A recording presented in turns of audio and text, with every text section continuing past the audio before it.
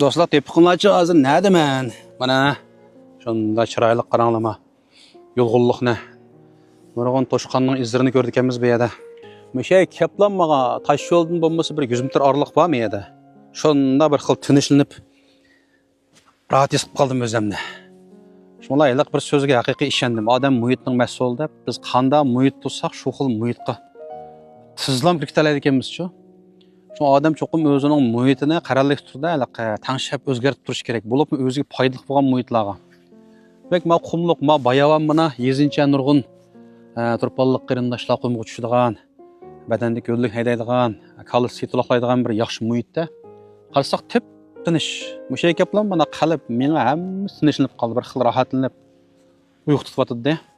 Şunu mencha do'stlarim o'zining turmushida, qilayotgan ishlarida özünün ictimai muhitiga bakar diqqat qilsa degan bir tavsiyarim bor. Qancha umidsiz qaqshaydigan, vaysaydigan, og'rindigan, uganmaydigan, bahoni izlaydigan shu kishilar bilan qancha yurgan sari siz shu muhitning mas'uldek to'xtamay ixtiyorsiz qaqshaydigan bir odamga o'ylanasiz. Amniyatda qaqshash degan gap bu ikakda odamga xo'rtadigan, bearam qiladigan degandek. Shuna mencha uyg'unish muhitlari aktiv energiyalik ishlar bundan keyin texim yaxshi bo'lyotadi deb shuning chorasini qildigan odamlar bilan jaqaroq to'plashib turishni sizlarga tavsiya qilaman. Albatta, teximiz sifatlik bir so'rinlar va yana uyg'unish so'rin deymiz. Shu izlanmalimniki mayli yillik bo'lsin, mayli pojiatdiki, unidor to'pidagi to'plar muhit, tog'dagi darslar bu bir muhit. Albatta, naq maydon darslar texim bevos tepadigan, hozir qilmish odam tinchlantirgandek bir sifatli muhit tava bo'ldi.